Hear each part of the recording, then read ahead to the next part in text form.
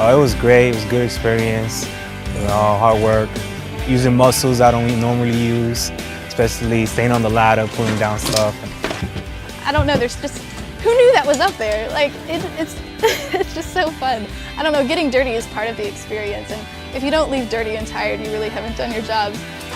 So she was standing on a ladder, pulling the ceiling down, and probably just had dirt and sand raining all over her, and she didn't give up. She totally killed it. She did it until it was done.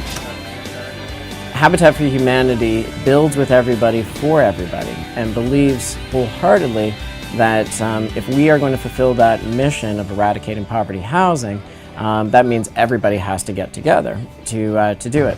So what we call the theology of the hammer says we are going to disagree theologically. My faith is going to be different than your faith, which is going to be different from the other person that you're installing the kitchen with, and that's fine. But we can all agree that it makes radical common sense to provide dignity through affordable home ownership to a family. Right now we're out here in Queens, and we're working on a major rehab. The house behind me we got from the city, and we're going to be using volunteers to completely redo it so that we can sell it to one of the families that qualify for our program.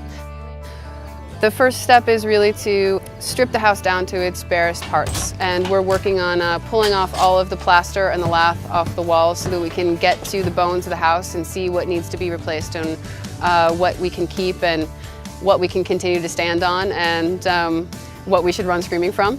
We're here with Hope for New York, and I've been doing this for a really long time, and I know that I would rather work with volunteers. The difference is that everybody is here because they want to be here, because they want to do good work. Hope for New York is a faith-based nonprofit organization that supports other organizations with volunteer support and with financial support. I brought 6 people out here today.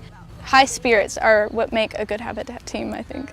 For me, the high spirits are motivated by a love to serve people. I feel like the Lord has called me to help people create a community. In the Bible it says to help the poor and the marginalized.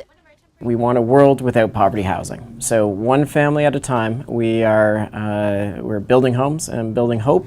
Habitat gives people the ability to be part of a huge solution. There's a lot of different issues. They seem so big that they seem unsolvable. Like, how do you solve social injustice? And it turns out that you can do it by coming out and working with a Habitat house for a Saturday.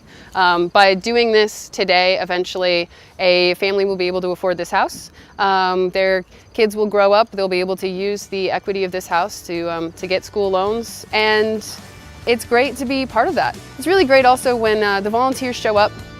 I've heard this a million times. They've never used a chop saw before, they've never been on a roof, they're not sure if they want to get on a ladder, and at the end of the day, they walk away knowing that they can do those things, that it's not hard, that you don't have to be magic to be able to get it done.